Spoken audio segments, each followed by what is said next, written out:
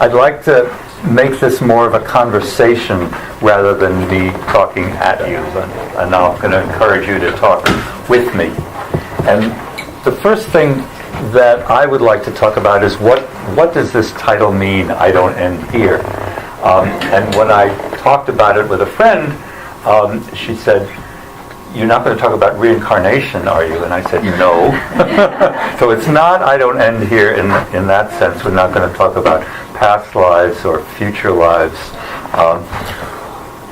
Nor are we going to talk about the sense of what happens during meditation, what happens during psychedelic trips when you get expanded. I think that's a wonderful concept and wonderful experience we all should have at some level, but I'm interested in our ordinary state of consciousness and how we can expand that.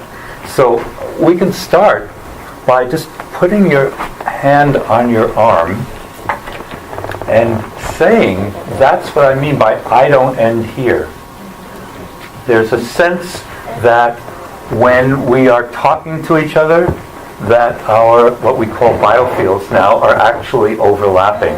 And what I want to talk about with you today is what would our lives be like in our ordinary daily life if we really understood that, if we grokked that, if we got that sense that we were extended beings. And that's why I said in the introductory blurb to think about is this concept of I that we all grow up with. Is there I inside my body?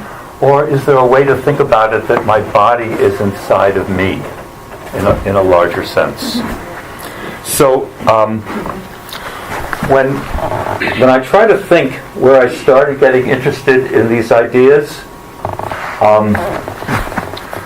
I thought, how do I bring this into a larger context and a framework? So what I want to talk about with you today is, what does I don't end here mean? We talked a little about that. Where did these ideas come from? Because obviously they don't start with me. They start with a lot of other people that I was fortunate enough to listen to at certain formative times in my life. And I'm a researcher, so I like to talk about evidence. So is there any evidence that actually tells us that I don't end here? Are there physiological parameters that we can measure off the body?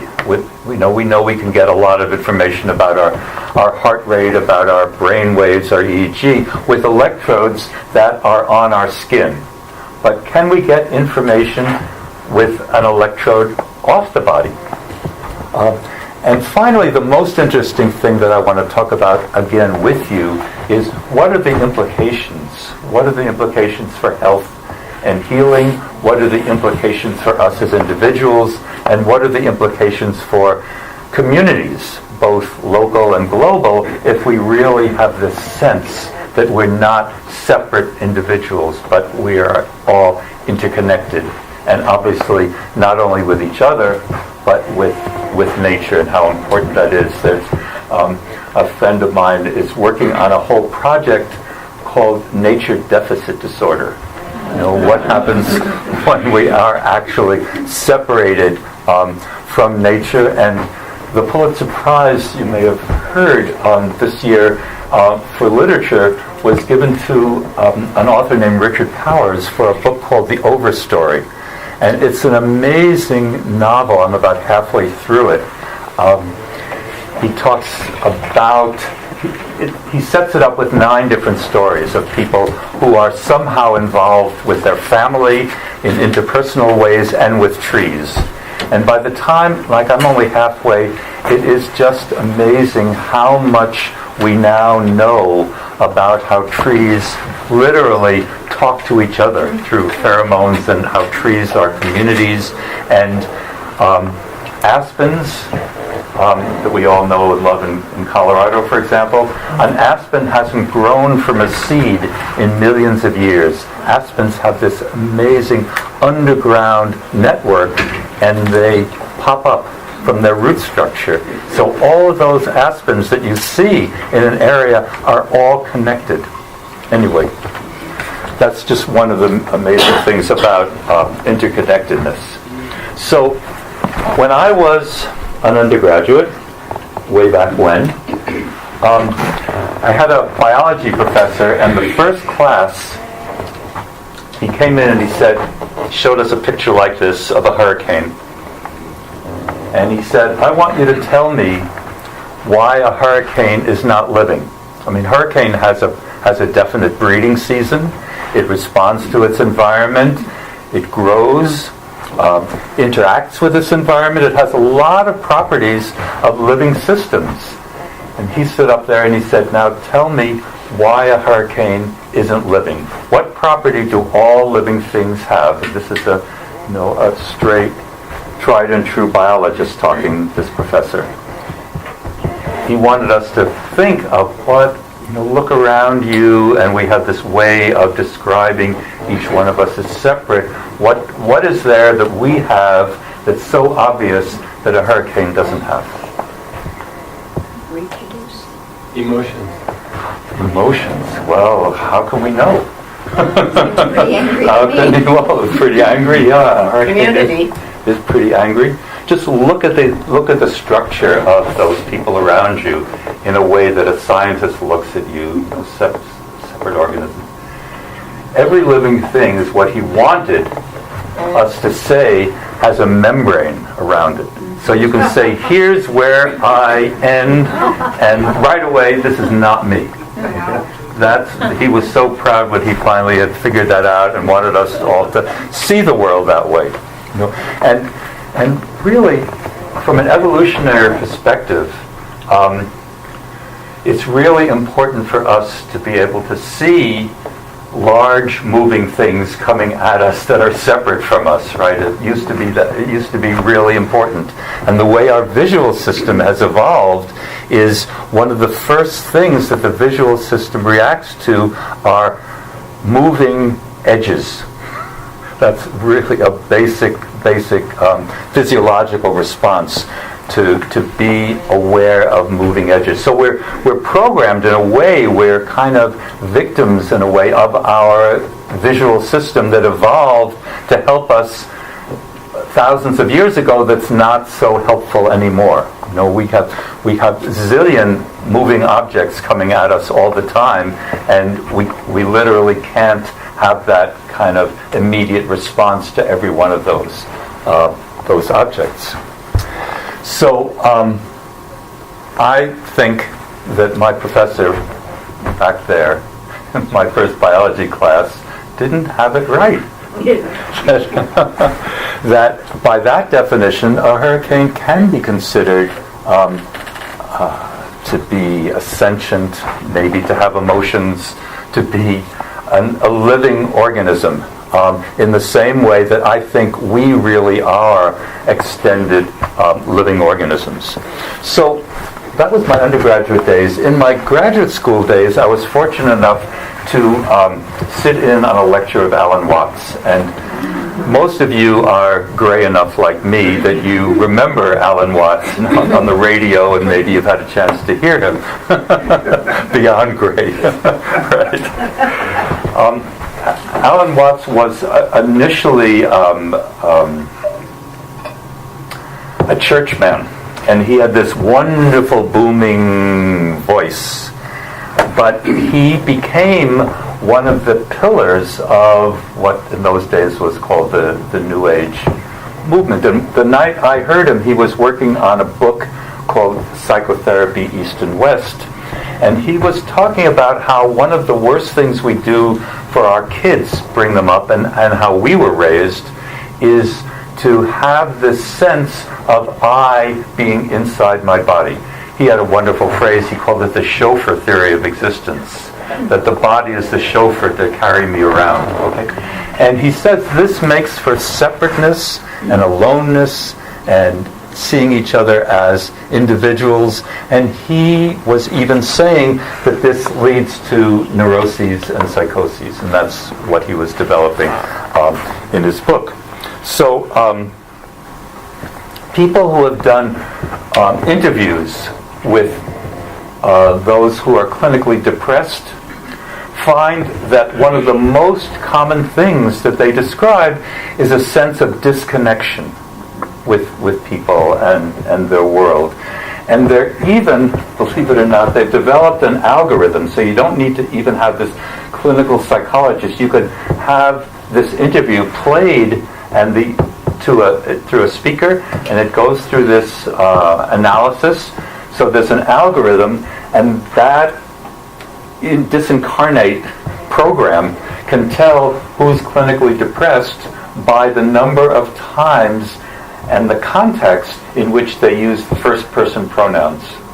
It's really fascinating, much more than the average bear, than all of us who are normal. Then none of us are clinically depressed, because then you wouldn't have come out on such a beautiful day.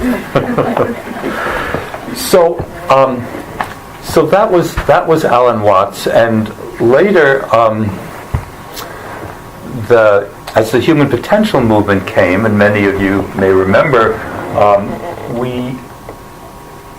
we did a lot of workshops. We went away on weekends, and one of my favorite workshops that I remember was called "Mind as Healer, Mind as Slayer."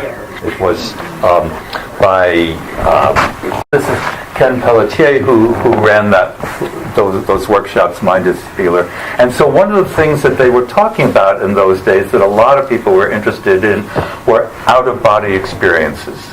Okay, we all remember out-of-body experiences, and I'm a kind of control freak, and I thought, oh my God, this sounds so interesting, out-of-body experiences.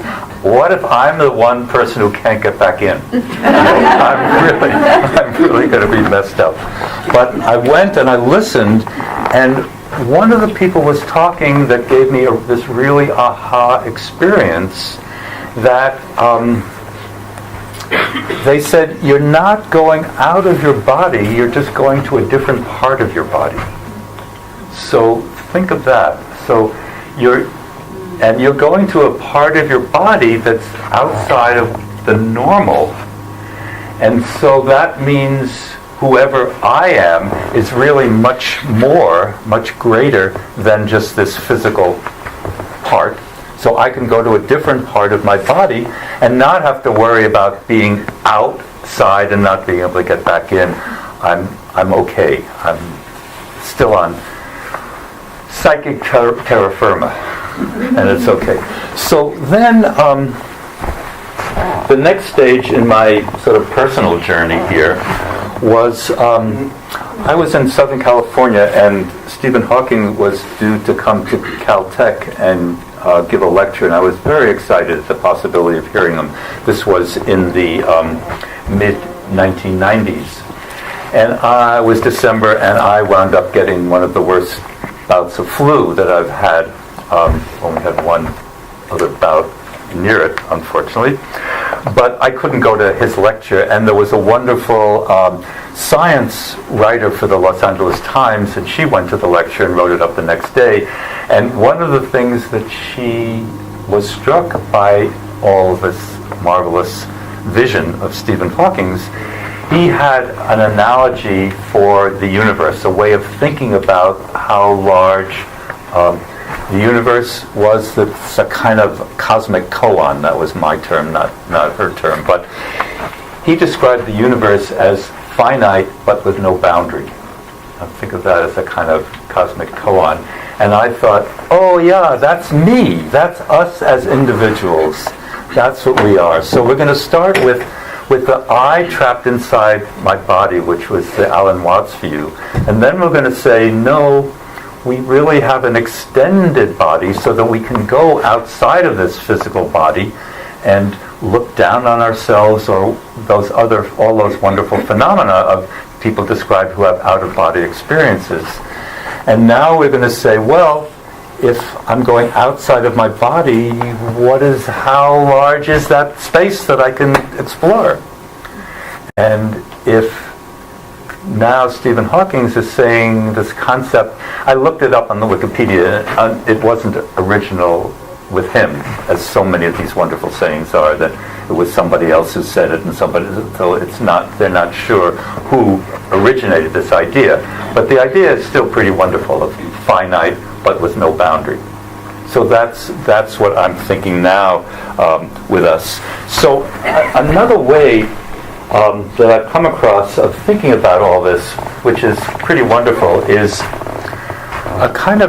think of a kind of spectrum. So at one end is this old-fashioned I-ness sense, me, I in here, and the other end of the spectrum is what people call isness. So from I-ness to isness, and it's non-binary, okay? I love this concept. So many parts of our lives now, people talk about this concept as non-binary. So it's not either I-ness or isness. We're all at different times in our lives, at different times of the day, different times during this talk, you're going to be more in your body or you're going to be more with whatever we're talking about, this larger sense. So we're going to just, for giving it a term, a name, we're going to call I-ness is one end, and I'm sure this isn't going to work, but you can see that. No, look at that. So this was as far as I got. If this was an Apple computer, the I-ness and the isness would have stayed where they are, and you would have seen the movement on the spectrum.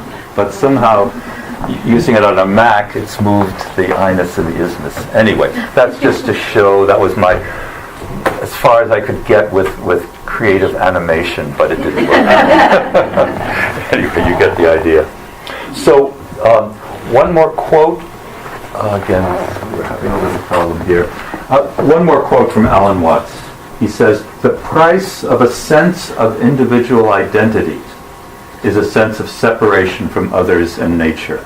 Okay, that's the price we pay of clinging to this sense of if I'm here, then everything else is over there. If I'm me, then everything else is other. And that's what we're trying to think about as different. Do you have a question?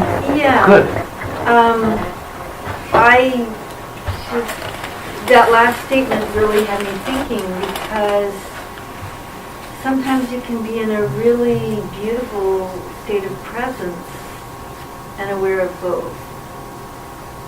Is that fair? Well, this is something that those of us who have a meditative practice always struggle with. I'm good, I'm getting it. That's what I want to be. So there's still the I who's the observer. And so the goal, the final goal is to be in that space without bringing the observer along.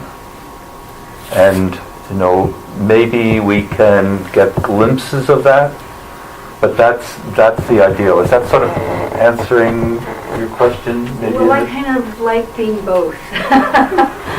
Right. And having just the sense of presence and joy and life and connection, all of yes, and I think that's why it's a spectrum rather than a non-binary.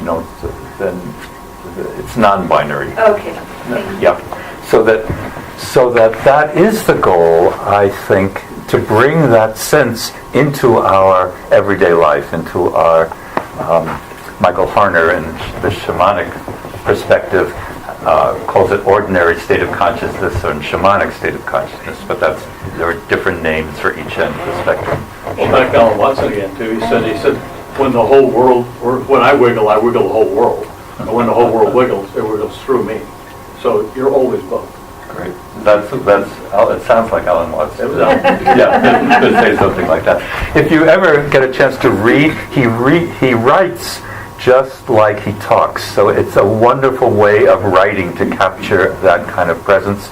He also has the kind of laugh that the Dalai Lama has, there's a kind of cosmic laugh when you say something and you see the large perspective and all you can do is just laugh because you've had this experience of glimpsing that larger place that you said of where you want to be. Sure. So jump in any time. This is fun for me to see things in a different way.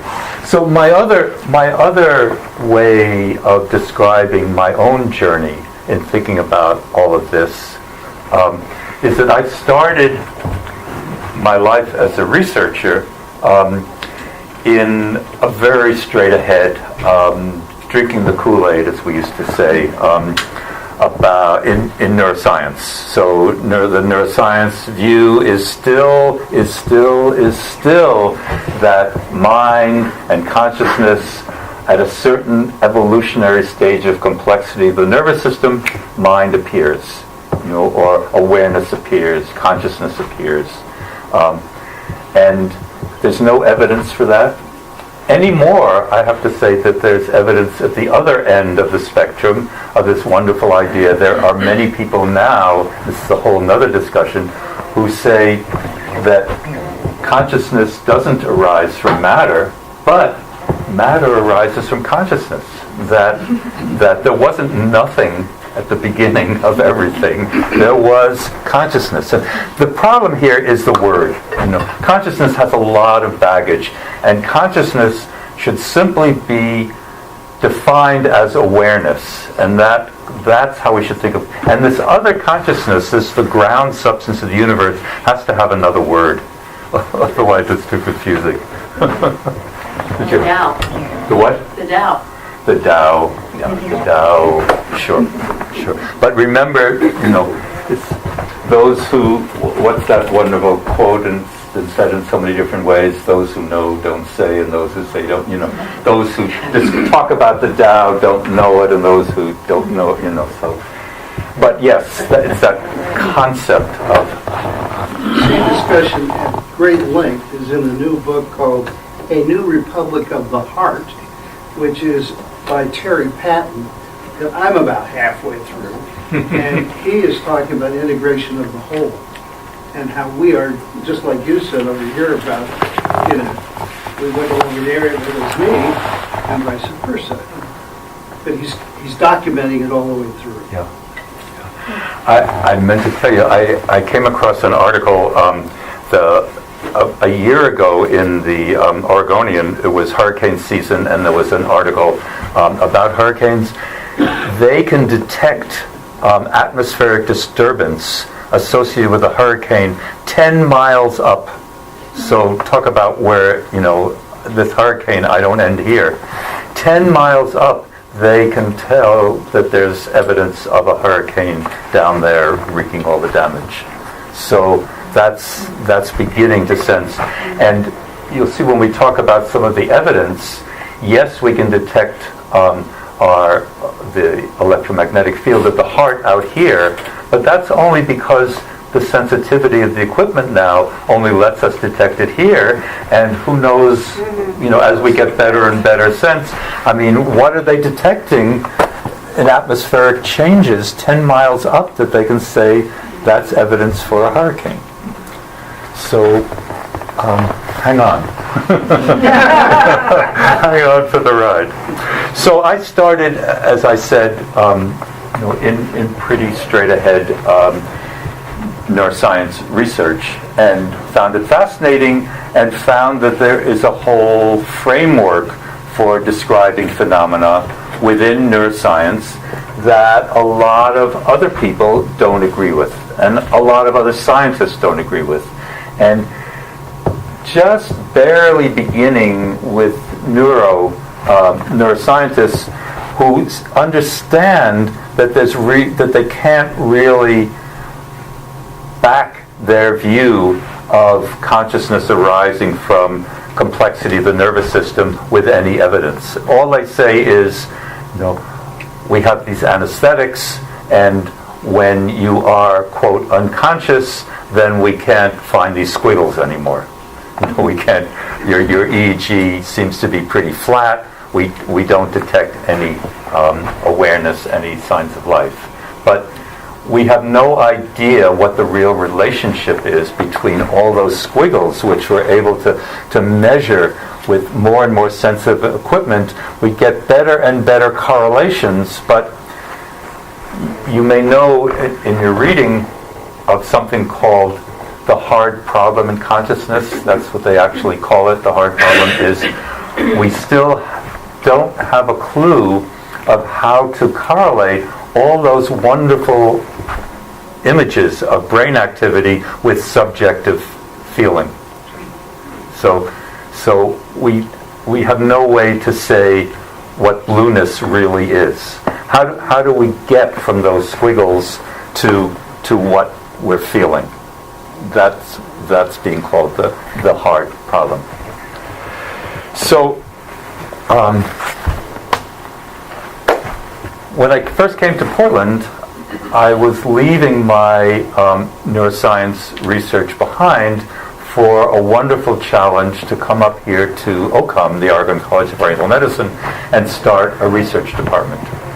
So that was a real mind expander for me, because as interested as I was in alternative ways of healing, chiropractic, massage therapy, even naturopathic medicine to a large extent, still are working on the biomedical body, the same body that people who go to Western medical. I don't like to say medical school because chiropractors go to medical school, acupuncturists go to medical school, so it's just a different kind of medicine. But here's Chinese medicine that says, no, we see a different body. Really a different body. So what does that mean? A body based in energy, a body based in verbs instead of nouns. In Western medicine you have all these organs and you have to learn each of the separate organs and how, yes, they do talk to each other, but we study them as separate because there are diseases of the kidney or the liver or the stomach. But Chinese medicine is about verbs, it's about process, it's about flow, and it's only really about how things relate to each other. It's not about specific entity, it's about things. So it's a very different sense. And I started coming upon other phenomena, like similar to, we were talking earlier this afternoon about therapeutic touch or healing touch or Reiki. So in Chinese medicine, there's, you've all seen people practicing Qigong. There's also what they call external Qigong, which is a healing process, and that's very akin to Reiki, which is also Japanese, or healing touch or therapeutic touch, which were developed in this country. But they're all, once we understand them, they're all going to be similar. They're all going to be related in terms of understanding. But even with massage, when you have light touch, we have some idea of what's going on, of how you can explain, how you can get benefit, how you can get physical change in the body from massage and light touch. There are specialized nerve endings, special hormones are released, but we haven't got a clue. Once you get off the body, once you're doing Reiki out here, therapeutic touch, external Qigong out here, we don't understand at all how you can get clinical benefit. Yes? Oh, thank you. I'm going to tie in with what you're saying. And Henry Doc Luz, back at UCLA Experimental College, Dr. Thelma Moss developed Kirlian photography. Mm-hmm. And I think it ties right in because I have benefited mostly from Eastern practice. I'm clean and sober for 46 years thanks to yin and yang macrobiotic vegan, and then the Qigong and the Tai Chi and the yoga from India. But the Kirlian photography, which was kind of expensive then, it was developed in Russia too in the 70s. They could photograph the aura around your body.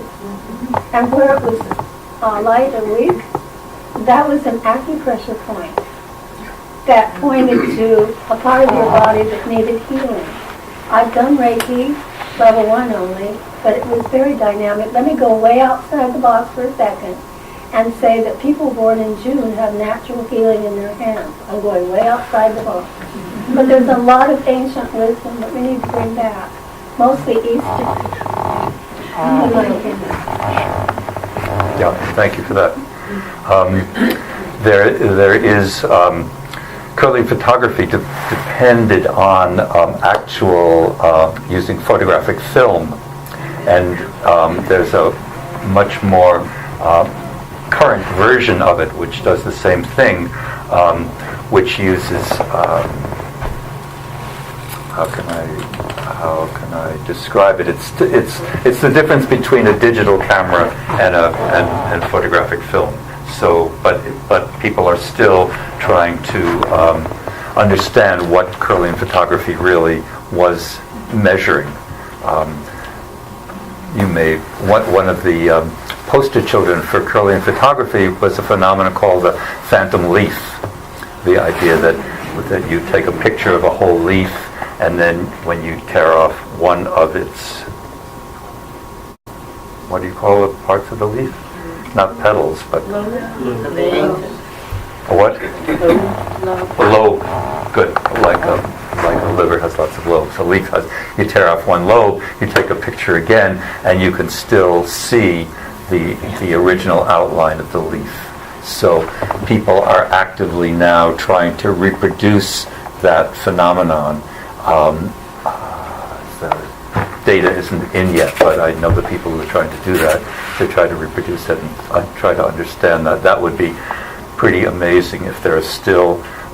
We know during development, when a baby is developing, any kind of baby is developing, how does the arm, the hand, know how large to get?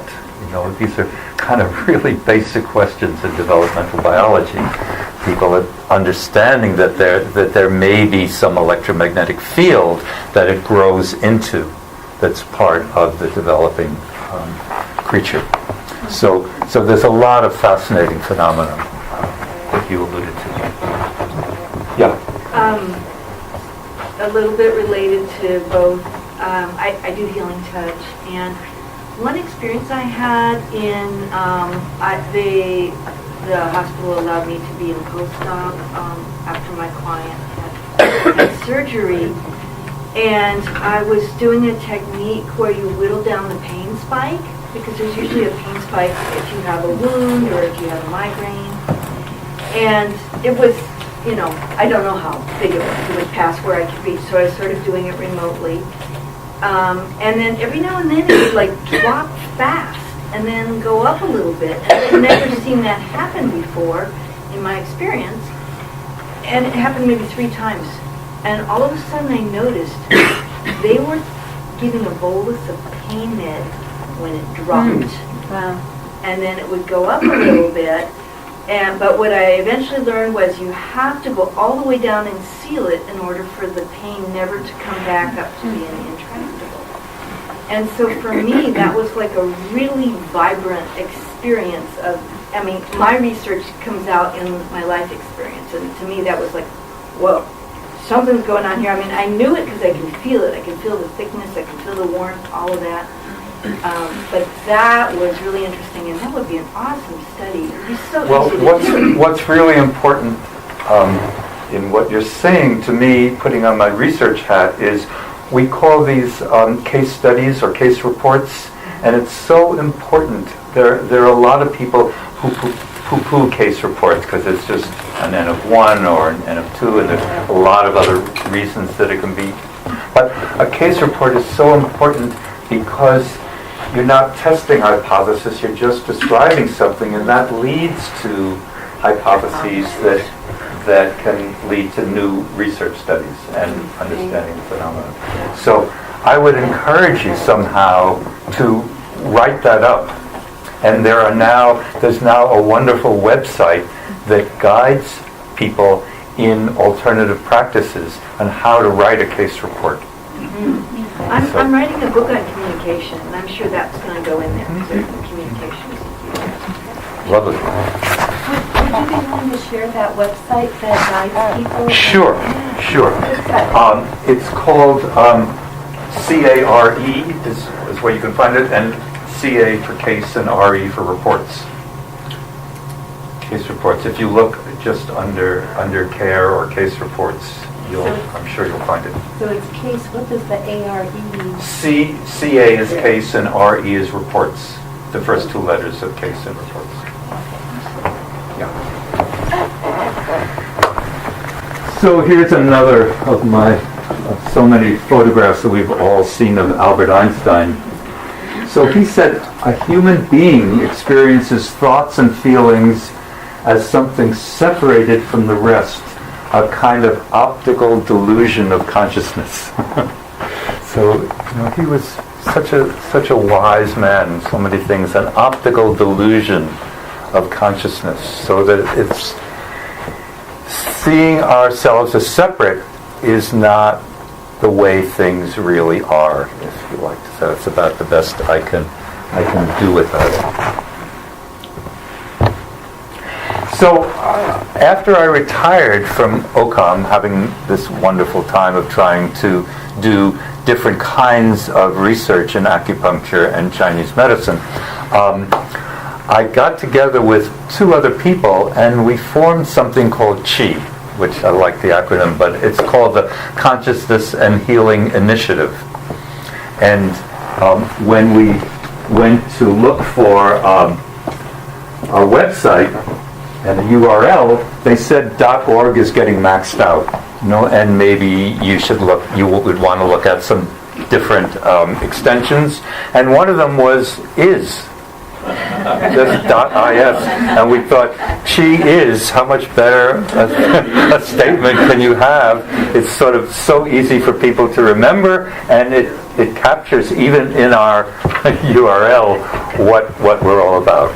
So one of the things that we started was being aware of language and all of this, like I said, how we need another term for consciousness. We need another term for auras or other ways of describing energy that don't have a lot of what we call New Age baggage. Yeah, one of the few terms that I've coined is Newage. It's a short form of New Age baggage. We call it Newage. And so instead of using the term auras, for example, we introduced the term biofield. And biofield hopefully is a bridge term that can be used by practitioners who we call biofield therapists. We call Reiki and Qigong, external Qigong and healing touch, therapeutic touch. Others like it. Those are called biofield therapies and biofield practitioners. Again, a difficult word like consciousness is the word like energy, and energy healing or energy medicine. It has so many different definitions, so many different concepts that we really need to be like those Eskimos who, everybody loves to talk about those Eskimos who have so many different words for snow, right? So we need lots of different words for energy so we know what we're talking about, metabolic energy or psychic energy or just what you feel like when you wake up in the morning or don't feel like, that kind of energy. So instead of energy healing, we call it biofield therapies. That's the name. And one of the first things we did was to bring, because of our funds, we had to limit it to about 30 people. But within those 30 people that we brought together as a workshop, we got people from all different disciplines, people who were scholars on Eastern wisdom traditions. And we went all the way up on the spectrum, I love that, talk about spectra, to forefront physics, to quantum physicists, and we had clinical people, and we had people who are developing all kinds of biofield devices. And if you ever look on the web, these biofield devices, it's like the Wild West. There is no one who's regulating what you can claim, provided you don't make any health claims. As long as you just say it's for wellness, you're under the radar of the FDA, and no one else is stepping up to regulate this. So really, there's no way to judge all the claims and the testimonials and the quote research that a lot of people cite. So what we did was we brought all these different people and we wound up writing 12 different white papers. So a white paper has evidence, but it's really a position paper. It's looking at a concept from a different perspective. And where are we here? So there's a journal called Global Advances in Health and Medicine, and they agreed to publish all of these white papers together in one special issue, so that the white papers weren't here and there and around, so that if you go to our website, and I think it's like $5 a month to join Chi, you have access to all of those articles in biofield science and healing. Okay, I talked about evidence. I have to give you a little bit of a sense of what I think of the evidence. And by the way, these wonderful paintings, I had one in a previous slide. I'm sure many of you know of Alex Gray. He's this wonderful. He came to Portland a couple of years ago, and he comes to a town. He gave a terrific slideshow and talk on, instead of psychedelics, the new term now is entheogens. And psychedelics, again, have a lot of baggage with the 60s and their use as recreational drugs, as things to escape from ordinary reality. And entheogens is the same substances, psilocybin, LSD, mescaline, but used in a very controlled, intentional way to explore this new aspect of reality, much more in a spiritual way. Anyway, so Alex Gray has a wonderful slideshow of what he calls visionary art, the whole history of visionary art, and a lot of it is Christian, a lot of it is religious-based, of the visionary art, and that's clearly what he is. And if the lights were out and you could see, he's always drawing people with our energy radiating out. In this particular painting, it's from radiating out from the chakras. So evidence. We've known for a long time about the existence of pheromones. Many of us as kids have watched ant trails, and if you just see which way they're going and there's a pause and you just take your finger and you just rub there, then the ant comes and they can't find you. You've taken up their little signal, their little chemical signal. When I was doing research, a friend of mine got me to go down to Baja California with him. He was studying pheromones released by lobsters. So their actual chemical signals can be released into the air or released into the environment. In this case, lobsters and many shellfish the male releases pheromones to attract the females. And we went down to Baja, this place where they gather the lobsters from all the different coves, and actually there's a particular gland. And the tragedy is, with all the oil slicks, the pheromones that are released into the ocean are fat soluble. You don't want a pheromone to be water soluble, because then it just disperses. You want it to stay as a little globule. But once there's an oil slick, it gets right into the oil, and then what they're finding is that the populations of many shellfish are declining tremendously because the pheromones can't work. They can't signal each other. We were talking about trees before. It's just mind-boggling what people are finding about how trees, if there's an insect infestation to one tree, how far the trees can signal each other by putting specific signals out that increase the immune system of neighboring trees, different species even of trees, that they signal each other of what's going on. Humans, before we started getting all involved with perfumes and everything to douse ourselves and cover up, there is evidence that actually you can take moist towelettes and put them on the skin, and you can identify particular pheromones, which they're now putting into perfumes.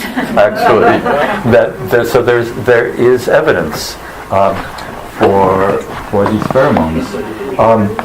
I alluded to before a bit about ECG or EKG, that the heart, as we know, has the strongest electromagnetic field of any of the organs. It's like 100 times stronger than the brain even. And so you can now detect everything you need to know about heart function that's previously obtained with a surface on the skin electrode, the way most EKGs or allied information is captured right on the surface of the body. You can capture it out here, and as we said before, you're going to be able to get it here and here as the equipment gets more and more sensitive. People who have emotional ties with each other, couples, and we don't know, it'd be fascinating to look at healers and clients to see if the same thing, but with people who have strong emotional ties, the heart pattern from one person entrains, gets the same frequencies going of the brain patterns of their partner. They can be sitting at opposite ends of the room, and this hasn't been done distantly, but certainly has been done within the same room. It's fascinating to see how this sense of clearly of I don't end here. A friend of mine, a close colleague down in Tucson, where I've been spending more time, is doing a lot of work with equine therapy, which would be fascinating to have a talk on itself. And she's putting, she's being able to, do you know what heart rate variability is? We're talking about that next month, actually, at our IONS meeting. Oh! Yeah, we're having heart math. Terrific. And we have somebody doing equine therapy that's already up on the web, on YouTube. Terrific. Okay. Roland McCready is who you're... He's going to Skype our meeting. Terrific. Okay. Wonderful. Okay, so very briefly, equine therapy has been done successfully for PTSD, for OCD patients, for depressed people, and you don't go to the stable and choose the horse. The horse basically chooses you.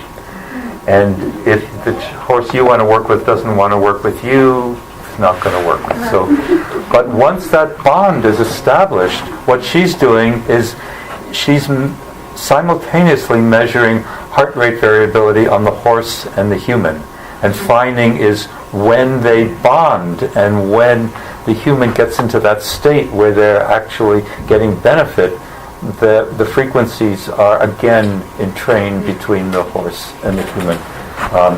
Absolutely fascinating. I'll tell you one more thing in terms of evidence, and again, this is at the state where no research has been done, and we're hoping to do this within Chi. But there's a woman who came to us in Chi. She's based in Burlington, Vermont, and she has several decades experience now using tuning forks with her clients. And I don't like to say she claims, because when you say they claim, it's a kind of negative connotation there.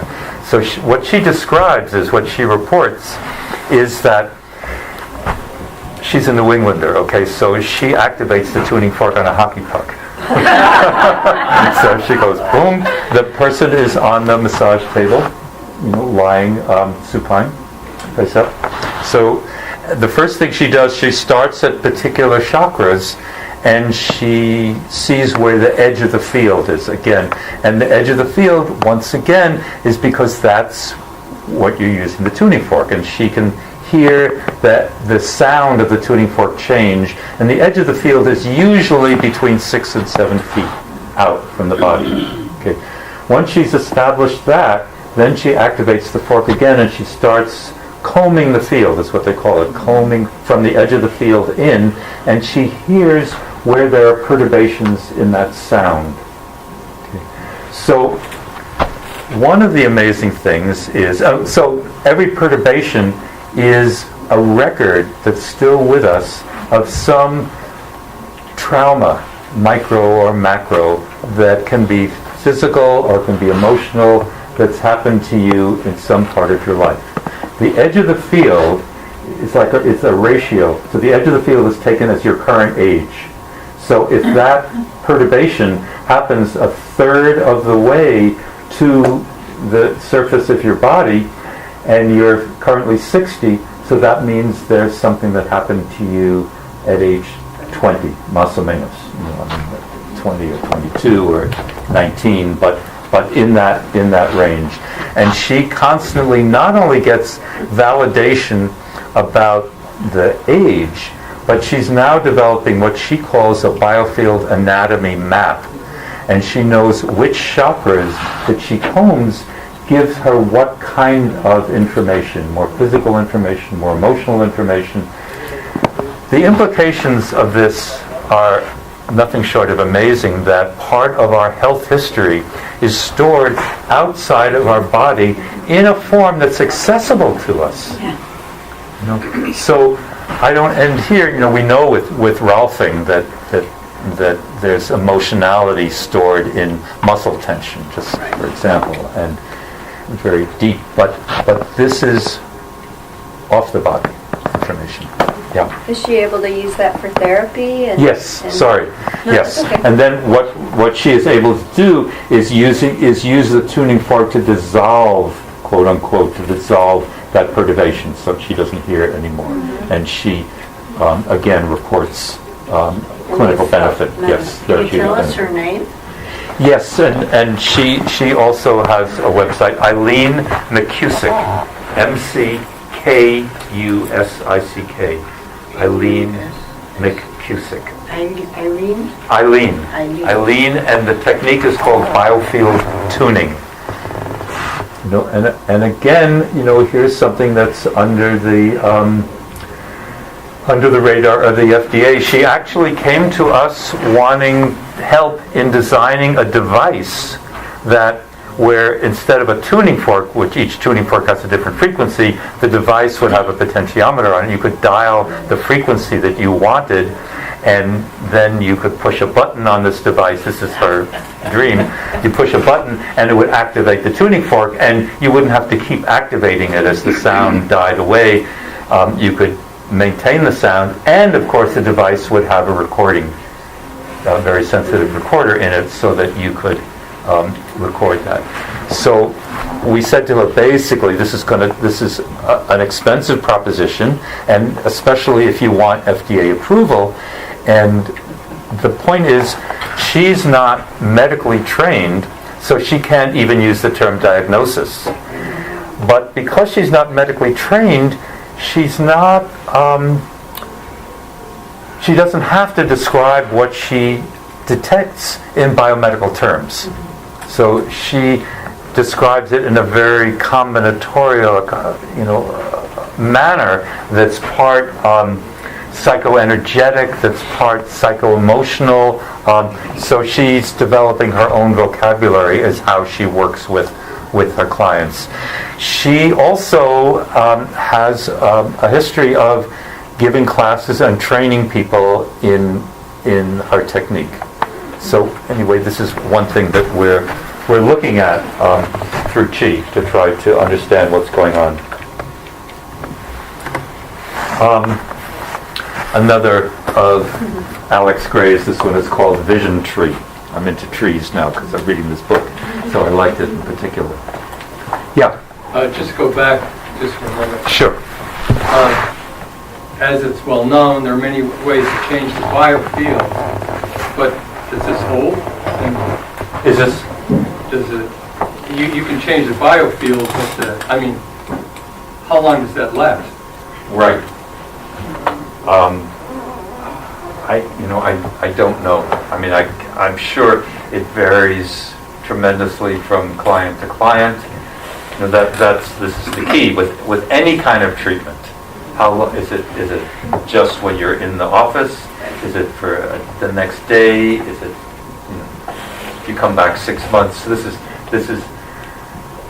again, she doesn't have a kind of research mind, and this is what we're trying to educate her about, what kind of notes that you want to take, and what kind of follow-up if you're ever going to publish it and try to get accepted. So right now, she does have yet another, in all of our copious spare time, she does have a book out called Biofield Tuning, where she describes, half the book is really interesting to me as a researcher, because half the book she describes the whole history of getting information from the body from an energetic perspective, which has a very long and interesting history in terms of, not only in terms of what people have tried to do, but of how they've been slammed and lost grants and lost academic positions for trying to do this kind of research and trying to present results. Yeah. Since we're talking about her, I'll mention 2 resources. One is she has good videos on YouTube that show an hour-long demonstration of her sessions, for instance, where she's narrating. And also they do trainings of her technique around the country. There is one that happens in Portland, every few months or so. She does it? She comes here, or one of her students? One of her trainees teach her. Have you done any work with dowsing? Why don't we save these kind of more general questions for after? Right. I haven't personally, and the more I talk to people, that there are different ways of doing it, different approaches, but again, it's a way of detecting, instead of the energy in a client, the energy in Gaia, the energy in Mother Earth. Yes. Well, that's a whole other thing. Yeah, it's a whole other thing. So the focus is, it seems, to identify more specific approaches, techniques. Yeah. Yeah. The person who's going to be Skyping at your next meeting, Roland McCready, who's the research director at Heart Math, has published 2, maybe 3 recent papers showing how our physiology responds to changes in solar flares, to changes in the geomagnetic field of the Earth, and not to bursts, but he's looking at just long-term small changes, and how much that we and so I think the dowsing is just another way of getting more specifically in touch with that, in this case, the geomagnetic energy of the Earth. So there's a whole range of frequencies that have not been measured and accessed. So your focus is more on honing in on specific ones. Yeah. So let me answer your question in a different way. When you say there's a whole range of frequencies, once we say it's the whole range of frequencies, it already means we think we know what's going on. And the main thing to leave you with is we can only measure what we can measure. And we don't know what we don't know. Right. And all of these ways of measuring things are based in a worldview that says, like when somebody's doing Reiki on you, or somebody's doing Reiki, is something being generated in the palms of a Reiki practitioner and going from point A to point B on the person? So that's the conventional way of trying to understand what's going on. And this other way that says, well, the phrase is called non-locality. Okay, so there's an instantaneous. If something is going from A to B, then it has to happen within measurable time.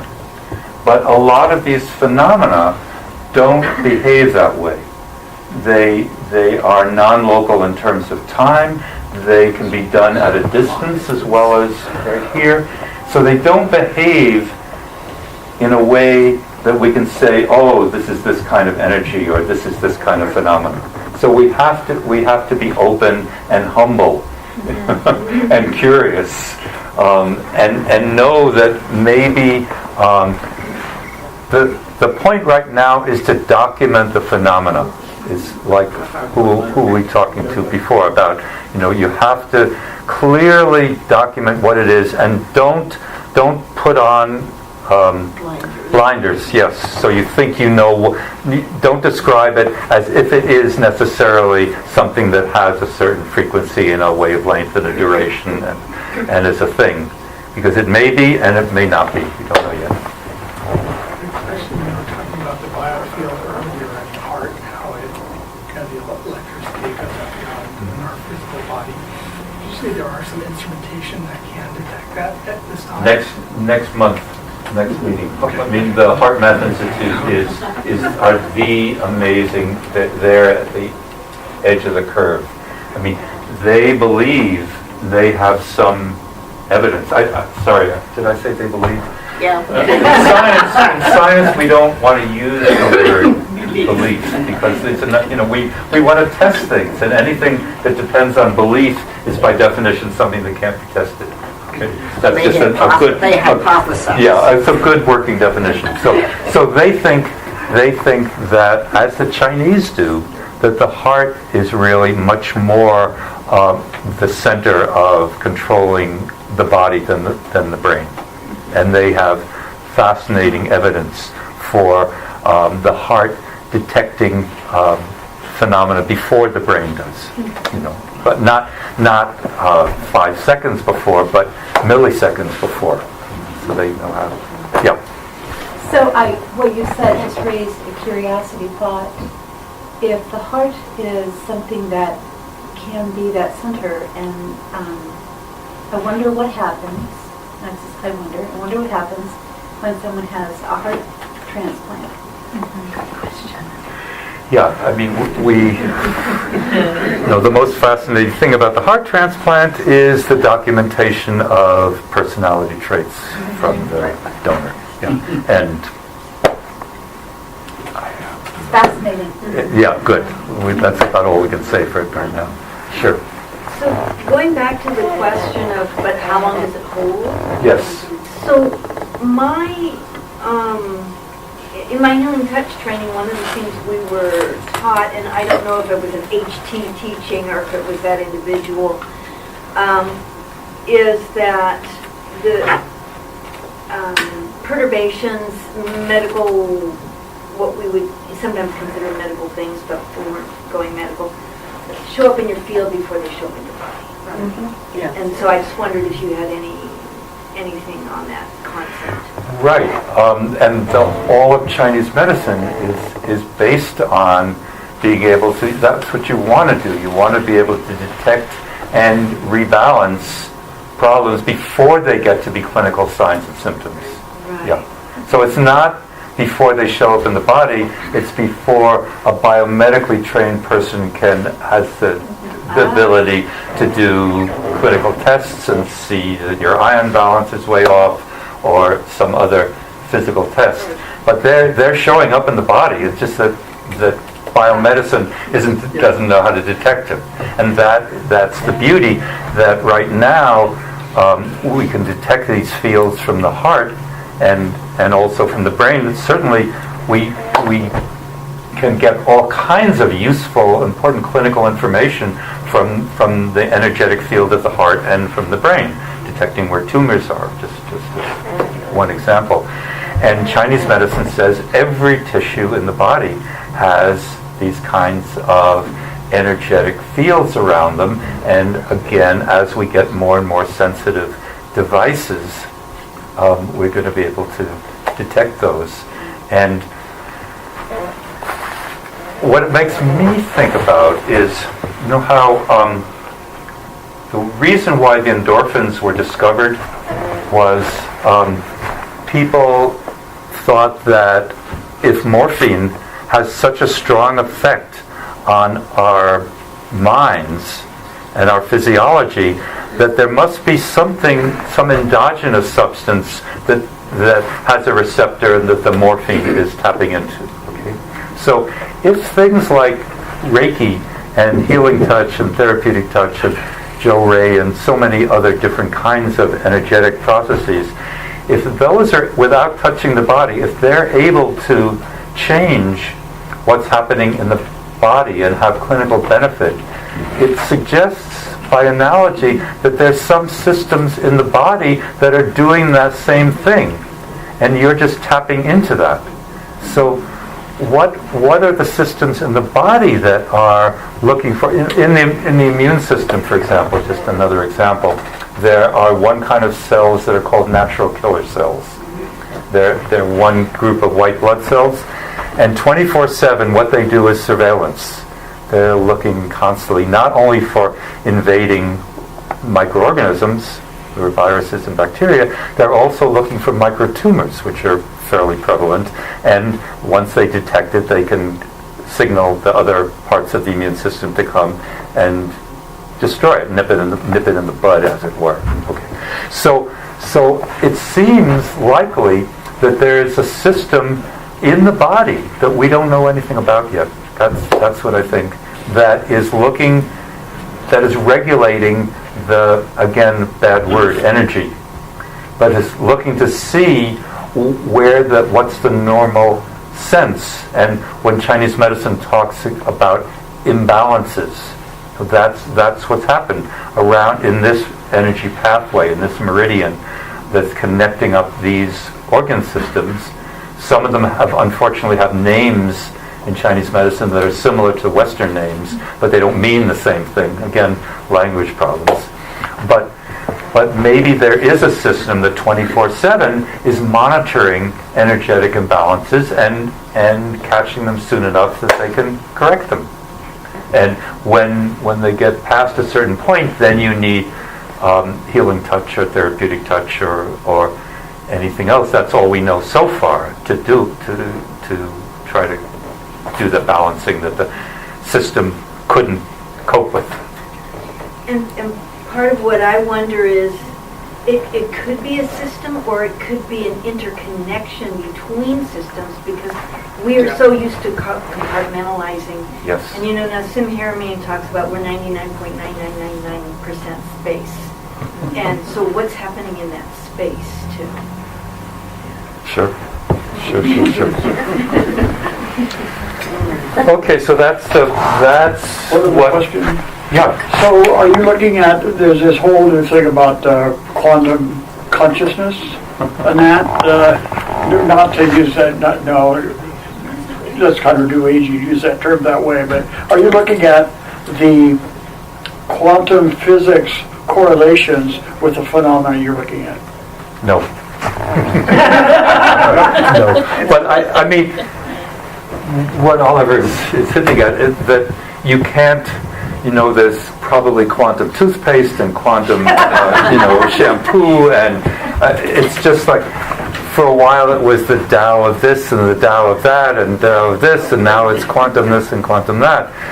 Quantum jazz and quantum dance, and so the term is being loosely used, but there's a positive way that it's creeping into our consciousness, that it represents some other way of looking at things that may have some validity. Yeah. So, but particularly the non-locality. Yes. But I mean, there's a field in its infancy that you probably know about, which rightfully so is being called quantum biology. And that they're documenting phenomena that we know about, that, like photosynthesis, the initial event in photosynthesis where light particles are captured is a probabilistic event. It doesn't, for every photon that comes and is captured, the same thing doesn't happen. And bird migration, those are the two phenomena that are poster children for quantum biology. It's photosynthesis and bird migration, and how birds link up to the equator, basically, how they orient themselves is a quantum phenomenon. I have a question about Alex Gray. Has he moved beyond what Ledbetter and Motoyama have done with chakras? Well, he's not a researcher. Alex Gray is not a researcher. Alex Gray is a painter, right? So all he's doing, he's very interested in the research, but he then tries to present it visually. Oh. Yeah. So he's an artist. Out of curiosity, with all the studies you're doing here, how does it affect the influencers that are in society? Like, in some places where people have believed that, one person had been poisoned, so then all of a sudden you have all these schoolgirls and everything that are collapsing in the classroom because they believe they had the same thing. We've got the same thing in our society and all these others, but that certainly affects the whole system. Yes. And it's more systemic. Yes. So all of what we're talking about probably does have a dark side. At a very more manageable level, people talk about nocebo effects. Not just placebo. So placebo effects are where we can help our bodies do what they're supposed to. We remind our bodies what they're supposed to be doing, and it has a real physiological basis. But we also often do things that we know are not in our own best interests, and we can cause nocebo effects. So we can have our bodies break down and get. Is that part of the studies that you're doing in the biofield and the other things? Which? The nocebo? No. But the nocebo effect, thanks to a few laboratories around the country, the nocebo and placebo are finally coming out of the closet, basically, and people are doing amazing studies to show that there is a real, it's not just quote in your mind, that there is a real physiological basis for placebo effects. And what we should be doing is, I'll make you the drug czar, okay, of the country, if you promise that you take 1/3 of the money that's given for drug studies and put it into placebo research. Because what we should be doing is understanding how to increase the placebo effect so we don't need all that pharma, because the placebo effect is not going to have side effects, because the placebo effect is the body's wisdom. It's only when we think we can impose our wisdom on the body's wisdom that we start to get all of these. There is a pretty good book on it called The Cure, where the woman doesn't really think much of alternative healing necessarily, but she really goes strongly on placebo. Yeah. I mean, they're finding that you can tell people that you're giving them a placebo, and they still get better. Yeah. They want to be part of a study. And you can even tell them what the ingredients in it are, water, H2O, and everything else on it, and they'll still take it, believe they're getting better than they do. Right, but the downside of that is there are studies where they've been testing new chemotherapeutic agents, and if you do any kind of clinical trial with human subjects, you have to, have them sign informed consent, and part of that informed consent is you have to tell them all the known side effects of this new drug.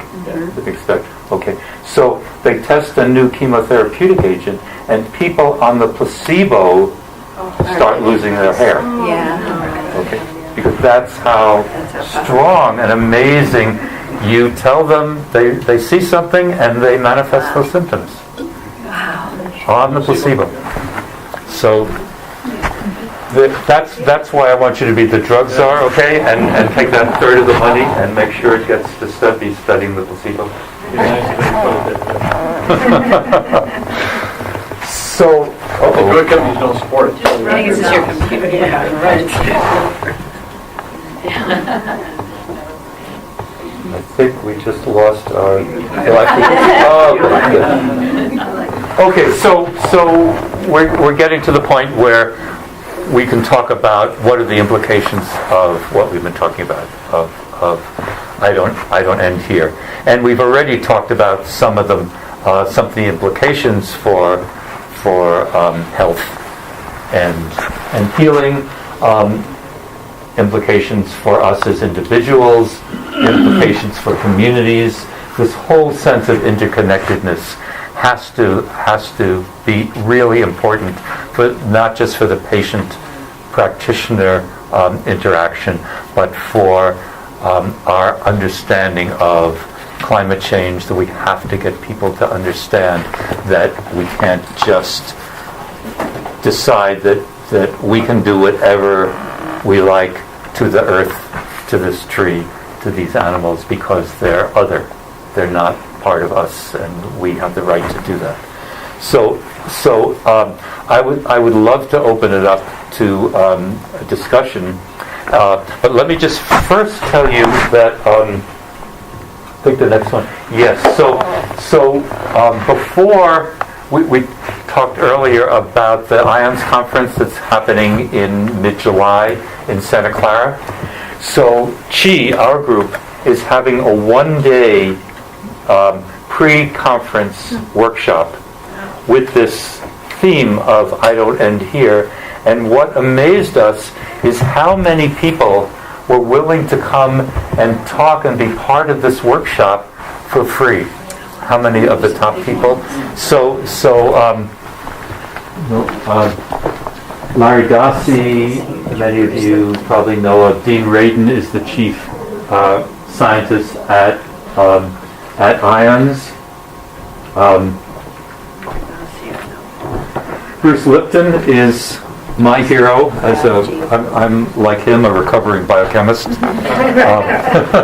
and he with his promoting the idea that environmental factors are as important and more important than our genes in terms of how we act and what we live. Rosalind Bruyere is going to be there and talking from a perspective of again, for lack of a better word, from the energy healing perspective. So this is going to be one day prior, the day immediately prior to the main IONS conference. And so I just want to thank you, and I'd love to in the time we have left, I know you like to close up at about 10 of, so 20 of, so we have some time for questions, and especially what are the implications of trying to believe that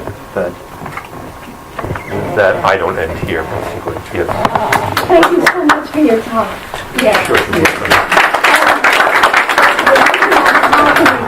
You mentioned the word animals, and so I've been going to all the university talks and meetups that I possibly can, including the environmental ones. And I ask, I think, a very important question, and that is, what's the one thing we can do to address climate change? And I would put everything I own and love and back it up on our diet. Okay, the earth cannot support a meat-based diet. And the other thing is, I'm really at the end of tolerance for experimentation on animals. And that would give me the support for the alternative case histories. The case stories are wonderful. Dr. Joe Dispenza, one more thing, he has a book called You Are the Placebo. And for 30 years he's been getting grants to photograph the brain as people medicate. And so I've been following him online and books and every time I can. So this is going outside of the real hardcore clinical Western requirement of the FDA or whoever, or NIH, to do everything on animals. And my heart is broken about that.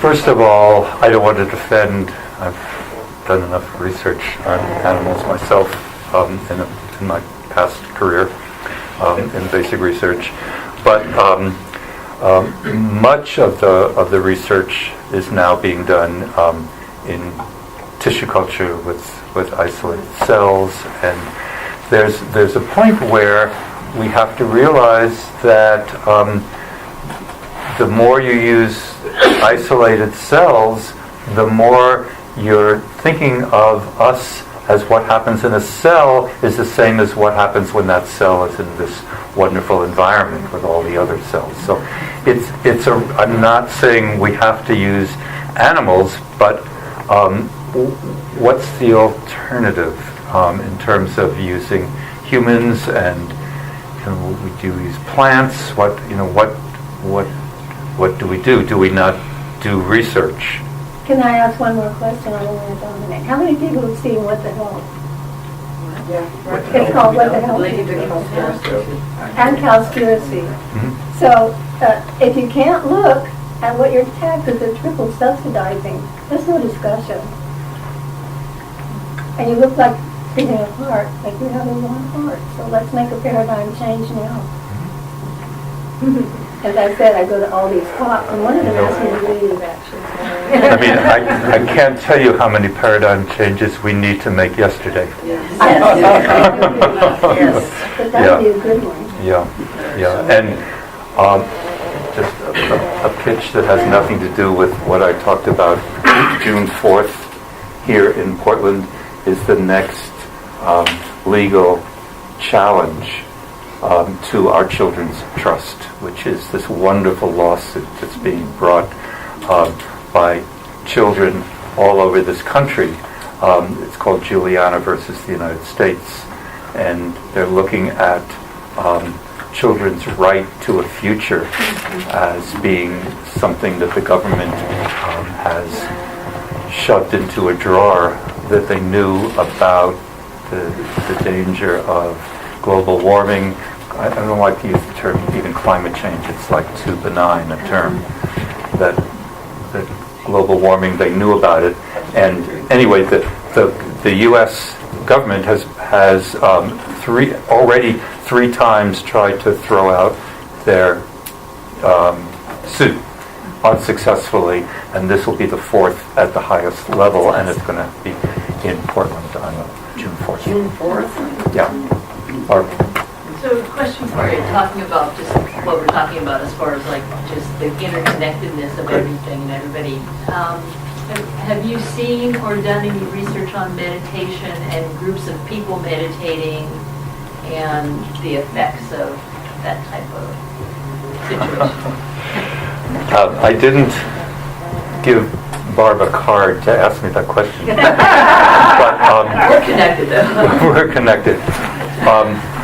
Last October and November, a group of us at Chi had an amazing experience. We got funded to go to India, and there's been a large amount, as many of you mentioned and know about, of research looking at EEG correlates and functional MRI, different kinds of medical imaging of advanced meditators, Tibetans as well as other non-Asians who are advanced meditators. There's been almost no research on what happens when a group of people are meditating together. Do the EEG waves start to go into sync? What are the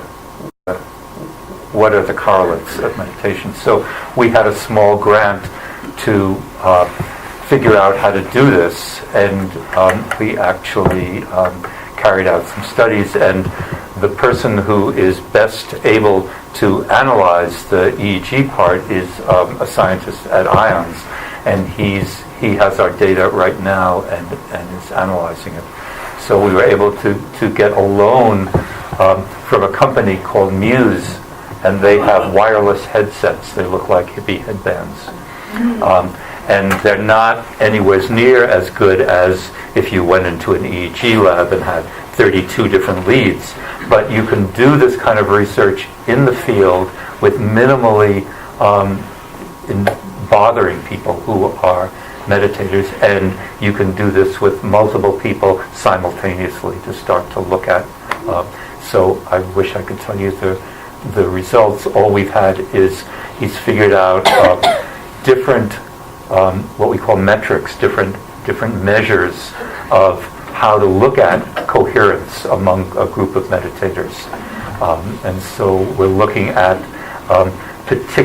we had a group of 6, and different people were bonded. There was a mother and son among the 6, so we're looking to see, did they have anything unique that the whole group didn't have, and that kind of thing. But yes, How long were they meditating? Or how long were they just- well, the person who did the guided meditation knew what we wanted and brought them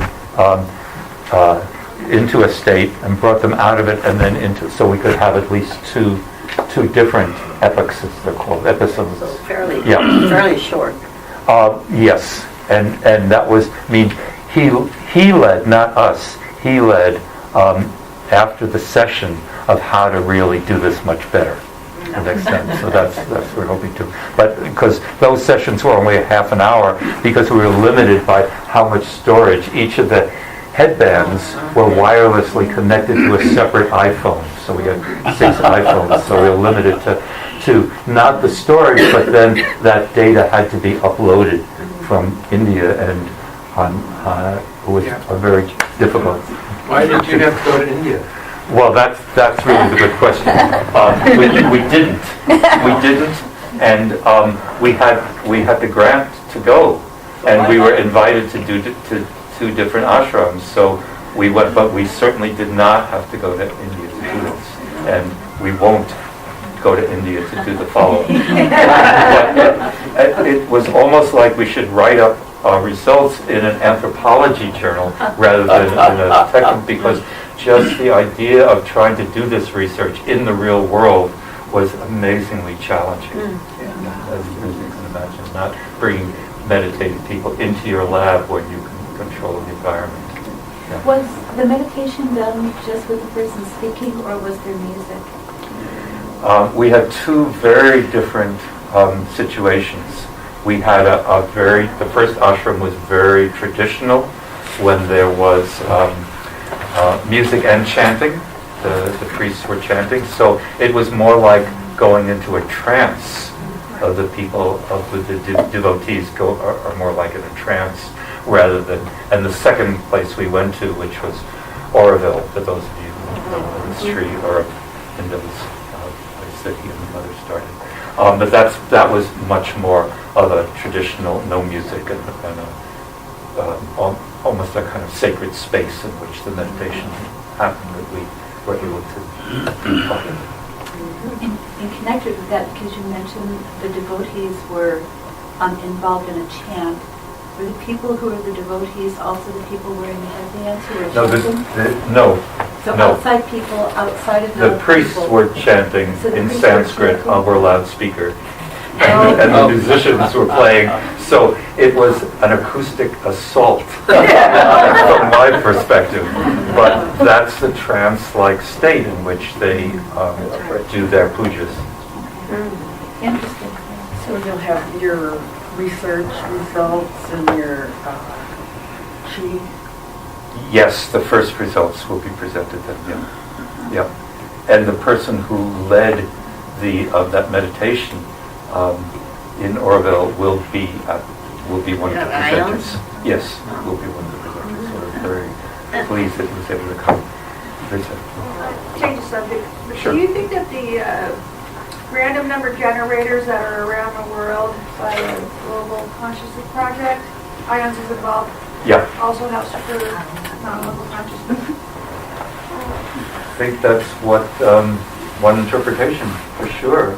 I mean, it's not only non-local consciousness, but just the fact that the space, the energetic space, is changed, and that we're taking our first baby steps in terms of how to monitor that. And then it's a whole nother add-on, the fact that when they can record this from however dozens of stations they have all around the world, and then put the time base together to see how similar people respond to global events.